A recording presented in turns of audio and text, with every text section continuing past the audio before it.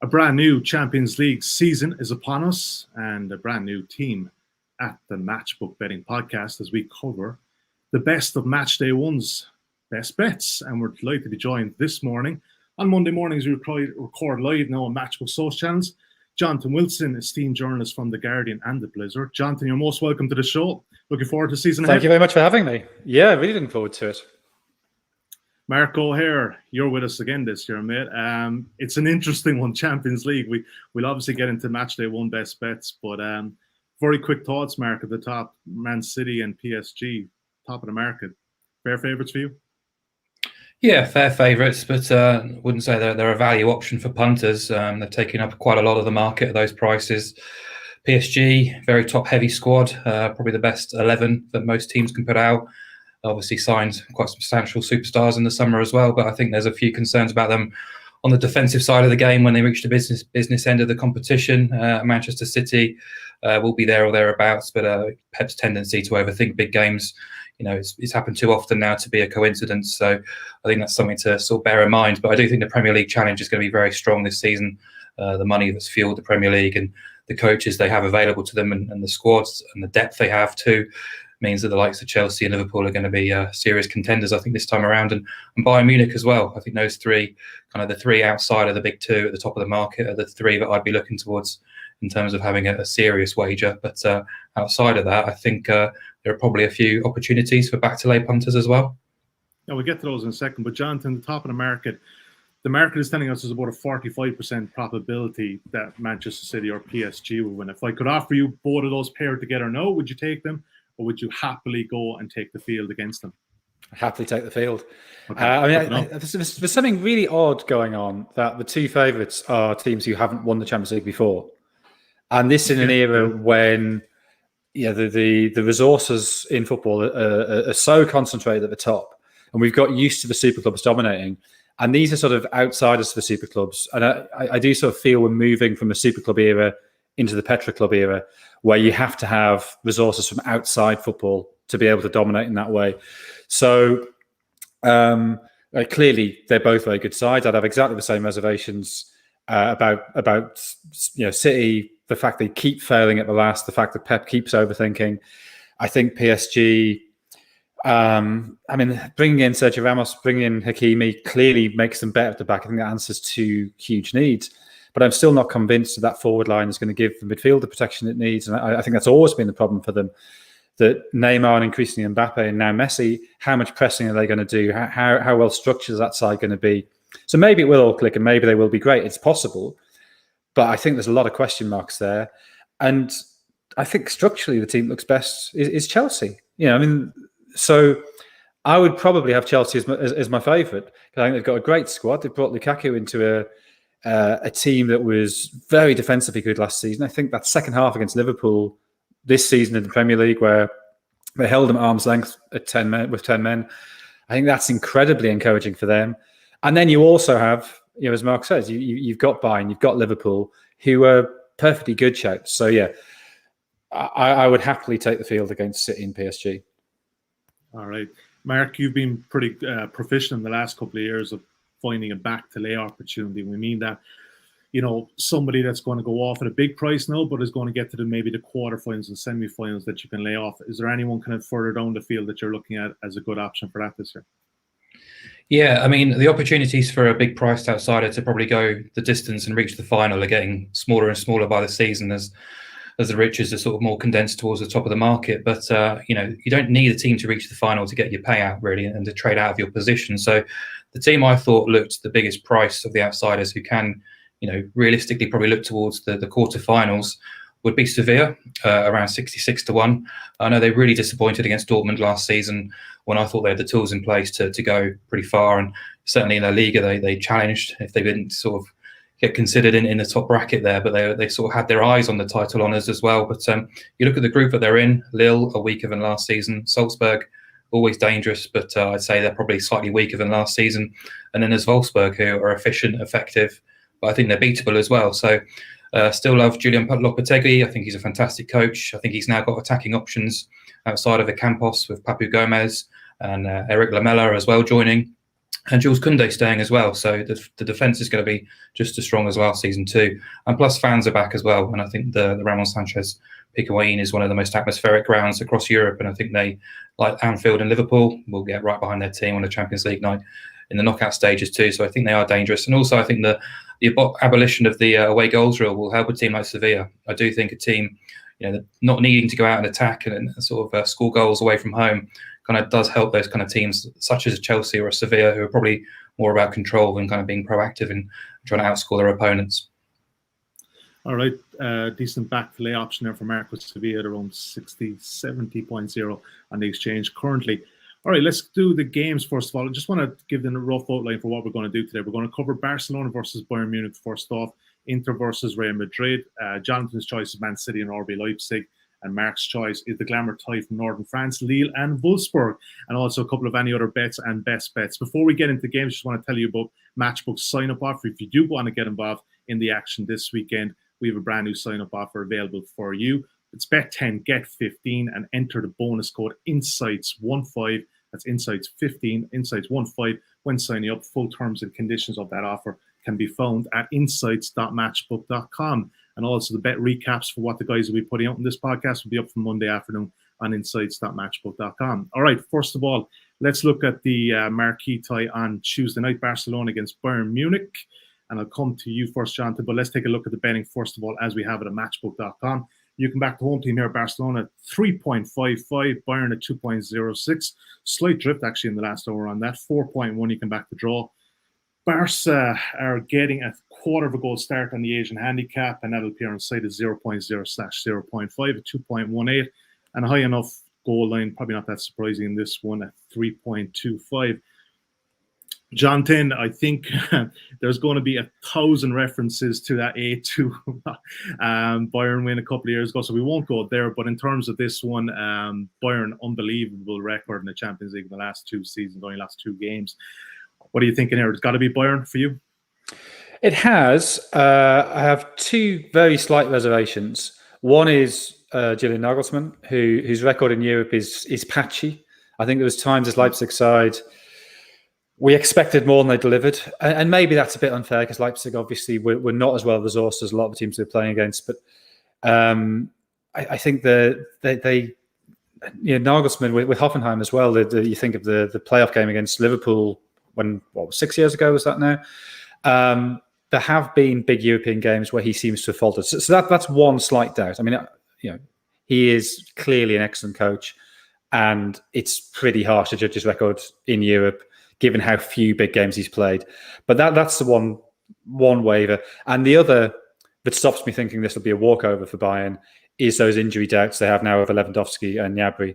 I mean, the way Nagelsmann was talking yesterday, it sounds like both will be available, that neither is too serious, that they both went off on Saturday, the game against Leipzig.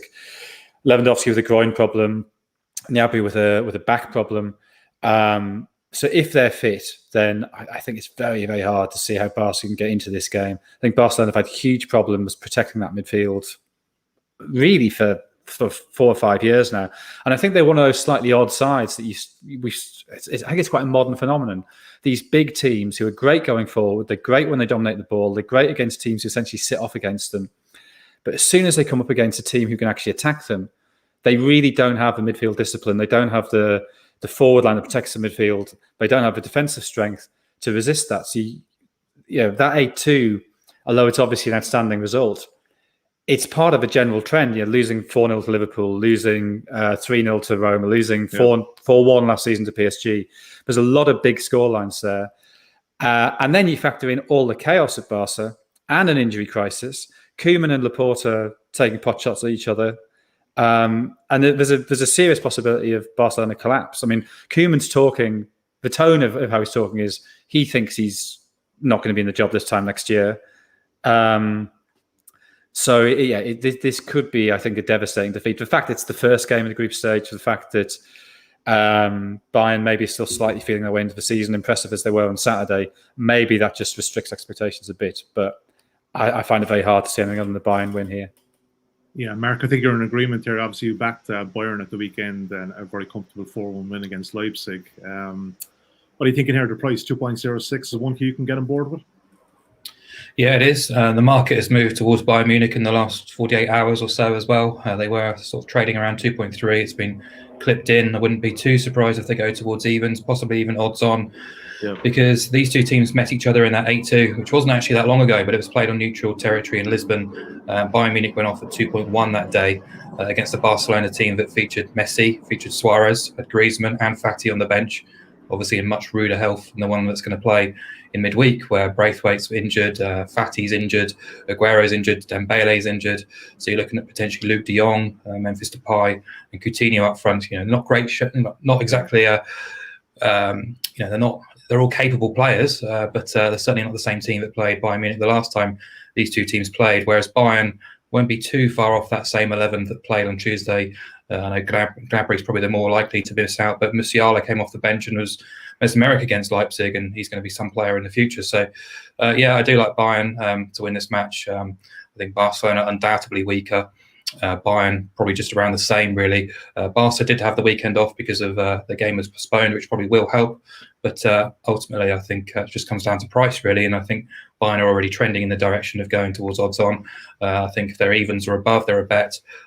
Pretty dominant against Leipzig, created over 3 non-penalty expected goals, 4 big chances. But they do give an opportunity defensively. Cohen caused them plenty of problems. Gladbach opened them up a few times. Dortmund scored against them in the Super Cup, and Nagelsmann's Leipzig team were always quite fun to follow because they did quite often leave the back door open. So if you are a bit perturbed by that price, just back Bayern to win and both teams to score at, was it 3.5 or around that mark? But I'm more than happy to back Bayern to win. Considering the state of Barcelona's defence, the protection that Jonathan's talked about in midfield as well, I think they should win this game with a bit of room to spare. Yeah, Bayern 2.06 is the official play there for us. So Bayern has started the Champions League very strong. Last 17 openers, they're an aggregate of 42-2. So that will kind of tell you that they do start fast. All right, next game we're looking at is Wednesday night in Milan. It's Inter against Real Madrid. You can back Inter here at 2.46, Real Madrid at 2.92. The draw available at 3.65. And the main Asian line there at the moment, as we have it, are Madrid, slight underdog, of course, here on this one as well. And the quarter goal start at 1.8 and 2.75 is the total. All right, Mark, break it down for me here. I think you like goals, but what do you make of Inter so far? Obviously, people thought when Conte left that the wheels might fall off, but obviously Lukaku and Hakimi going as well. But Inzaghi's done a decent job so far this year. Yeah. He said I had a soft schedule. It must be said, Inter have been handed a reasonably kind start to the season, but I think he's a coach who fully deserves his opportunity at a big club like Inter. I think he performed superbly with Lazio consistently as well. He had the opportunity to step up and prove himself, and I think hopefully he will take it. I know there was rumours and talk about him being in the frame for the Juventus job before Pirlo got it. So, he has been around the block with Lazio and probably deserves his opportunity to show how good he can be as a coach. Obviously stepped into a difficult situation with some of his key players leaving, but I think he'll see this as a great opportunity to make a mark for Inter. Certainly what I've seen so far from them follow similar hallmarks to his Lazio team. Like to play forward, like to play with width, like to play with intent, but as Sampdoria showed on Sunday, there is opportunity to hurt them too defensively. So, yeah, I'm expecting goals in this game. That tends to be the way in Inzaghi's games. And you look at Madrid early season in La Liga under Ancelotti, they've been quite a lot of fun as well. Gareth Bale back scoring goals and feeling appreciated again. You got fit Eden Hazard, Vinny Jr. as he's now known is playing superbly well. Benzema as well scoring goals. So yeah, I've enjoyed Real Madrid. I think Ancelotti, as is his nature, tends to sort of let the shackles off a little bit and let his players play with expression. We certainly saw that against Celta Vigo on Sunday night, despite not looking fantastic defensively. But I think quite a few of those players looked a bit fatigued after the international break, but still came to the fore. And I think defensively, he's still trying to get his defensive shape together. Carvajal's back fit, available, but Alaba's kind of moved between centre half and left back. And I think Nacho Militao ended the season very strongly, but still probably question marks over whether they're still good enough to sort of carry on the mantle of Varane and Ramos. But yeah, I think midfield, Luka Modric still dictating matches at 36 and not looking any younger by that stretch either. So yeah, I'm expecting a good game, but just looking at the prices as well, over 2.5 goals probably would have been where I was heading towards. But I think just for a slightly bigger price, I'm a bit surprised to see Real Madrid almost heading towards 2-1 for this game. They did beat Inter home and away last season, and yeah, I just think they're being slightly underrated here, and you can get them with a quarter goal start at around 1.8, which is a bigger price than backing over 2.5 goals. And obviously, even if the game ends all square, you're getting half a stakes profit, which does kind of appeal to me. So not a huge view. I think there's going to be goals, but I wouldn't be too surprised if Real Madrid sneaked it. Yeah, Jonathan, I think you're in agreement on the goals element that there could potentially be an open game at the Giuseppe Meazza.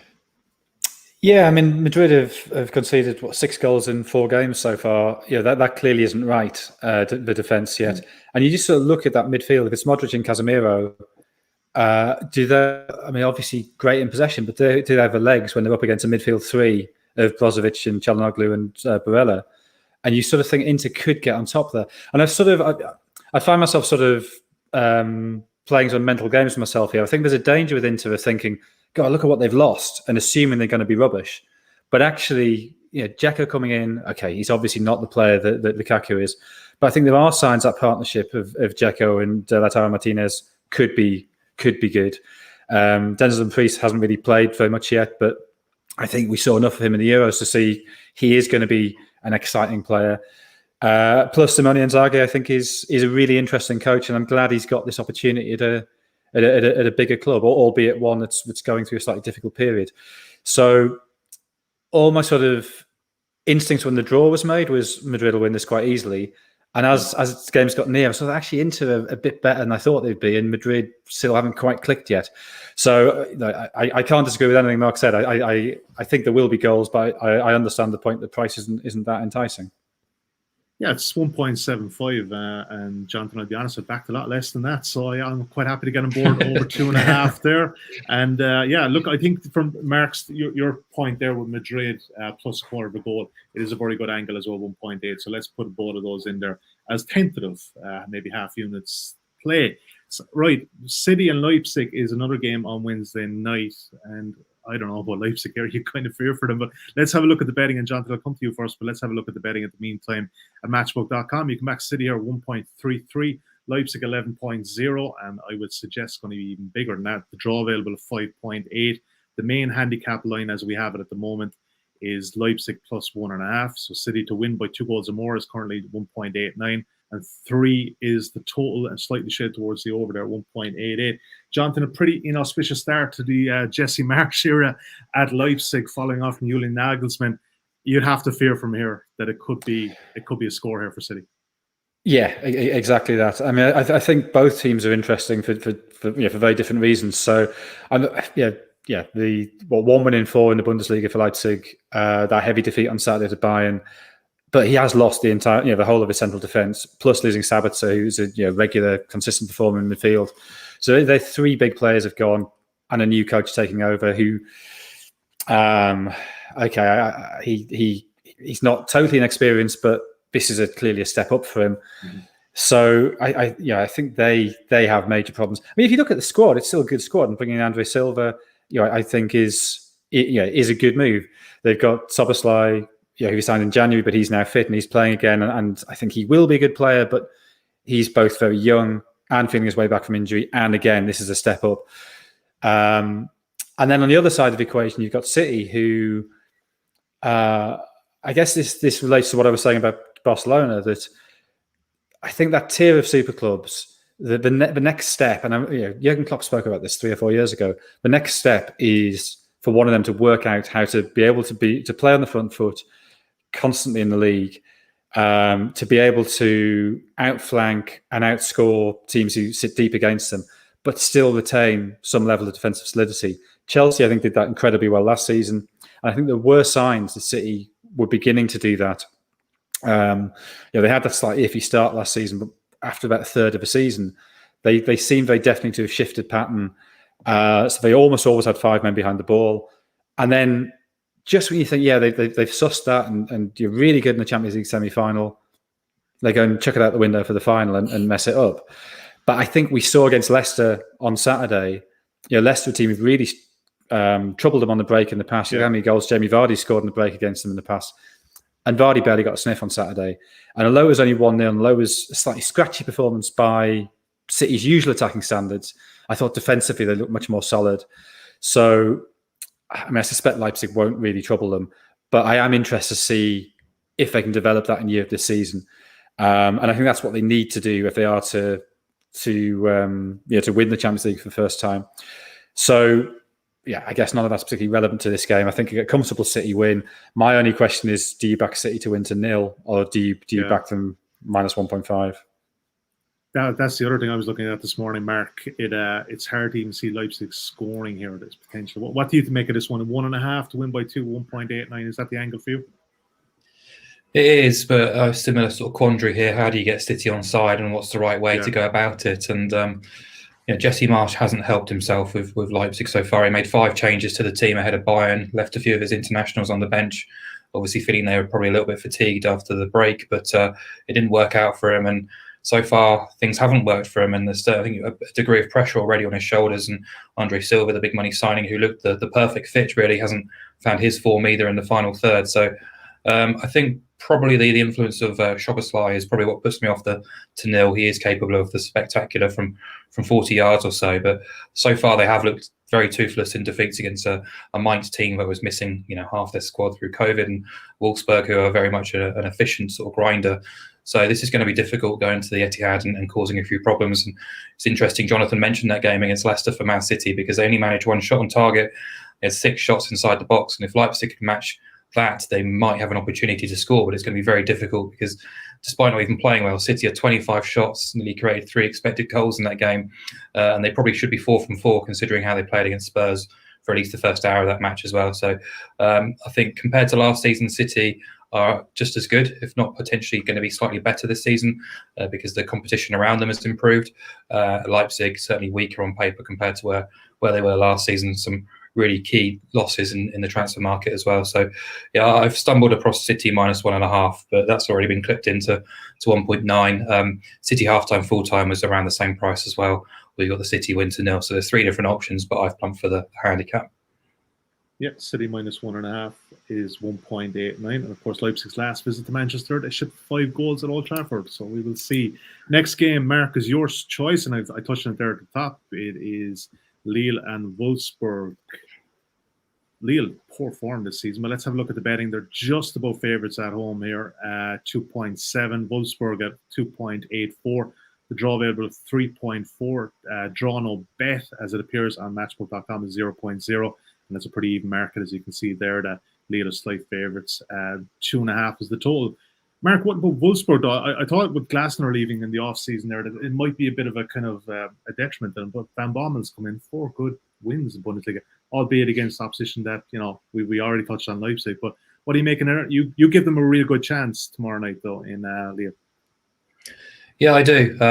I'll be honest, I didn't expect Wolfsburg to be contending towards the top 4 in the Bundesliga this season with Glasner going, and Van Bommel I thought was a surprise choice as the new head coach. But so far he's effectively tried to just carry on from where Glasner left off, really, with the same framework.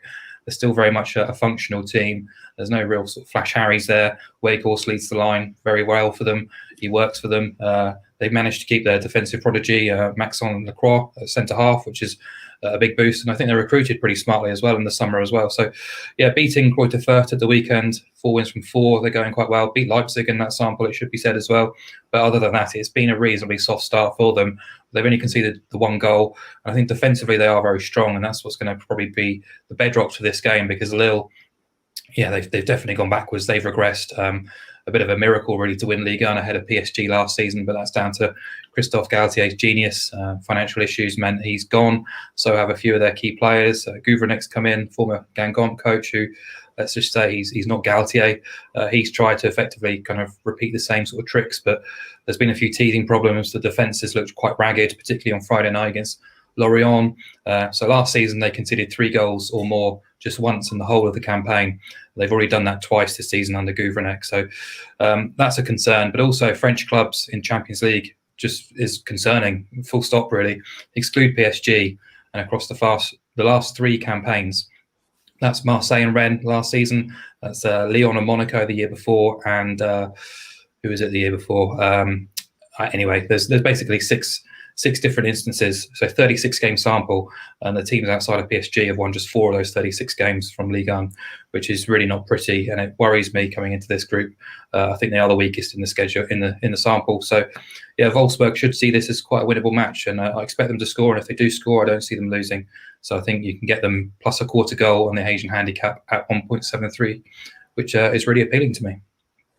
Yeah, Jonathan, this wasn't your game of choice, but anything to add, Mark? Any thoughts on either Lille or Wolfsburg in this one? I mean, I guess it's a more general point that the draw this year, I think, is more interesting than it's been for 4 or 5 years. Yeah, because a couple of the PSG not winning the league, Juve not winning the league, and what's chucked up is this group where none of the sides are great sides, and therefore I think there is a great opportunity here for somebody to burst out. And if they get a decent draw in the last 16, suddenly get to the quarterfinal. And the way Wolfsburg have started, then why not them? They're clearly confident. Lille have looked dreadful, what I've seen of them. 1 win in 5, I think really struggling. So, I mean, occasionally it happens that a team goes into a different competition and the mentality changes. It's almost a bit of a break from what's going wrong in the league.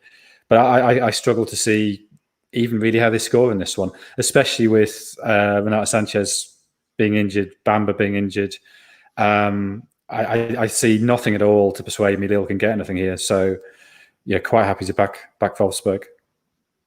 Yeah, Wolfsburg plus a quarter of a goal, currently available at 1.73 at Matchbook.com. That's the main slate covered with. If you're looking for a recap or a refresher on those bets, they'll be available Monday afternoon at insights.matchbook.com.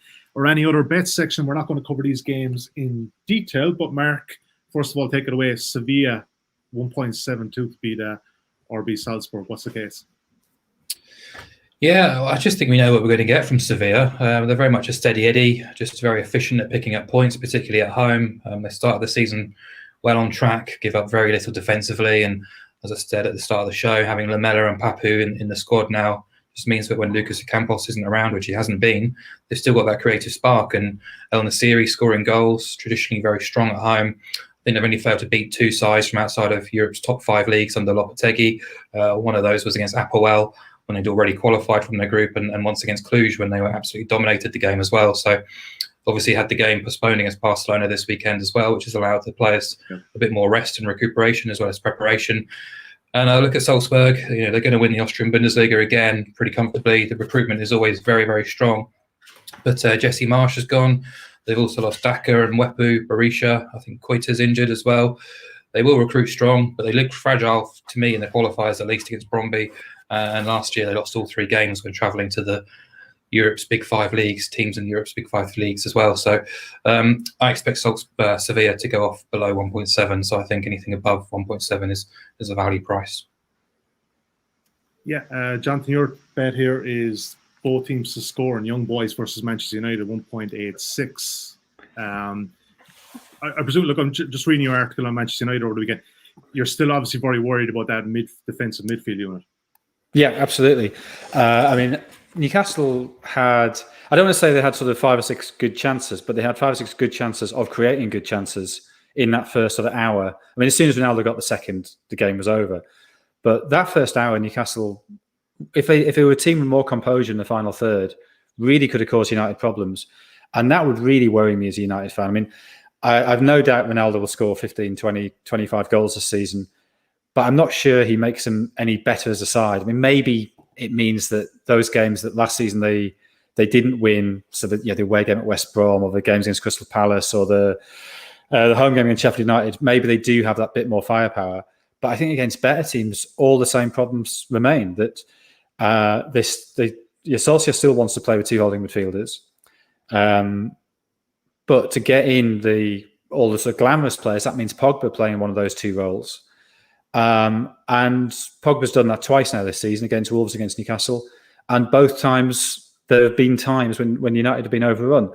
And then on the other side of the equation, Young Boys' form has been a bit patchy this season since David Wagner came in, but last 6 games in all competitions, they've won 5 of them. They've scored 18 goals. They're an attacking team. So although I think United will probably win the game, I think there's a pretty strong chance they won't keep a clean sheet. So both teams to score in this one seems a decent bet to me. Yeah, 1.86. I've lost my camera, but that's probably a good thing, guys. People don't have to look at my face, so we'll just go audio for the time being. Mark, Sporting plus a quarter of a goal versus Ajax at 1.83. They've become a tough beat under Ruben Amorim. They're just a hard team to beat, and they're at home here. And yeah, looks a decent bet, this one.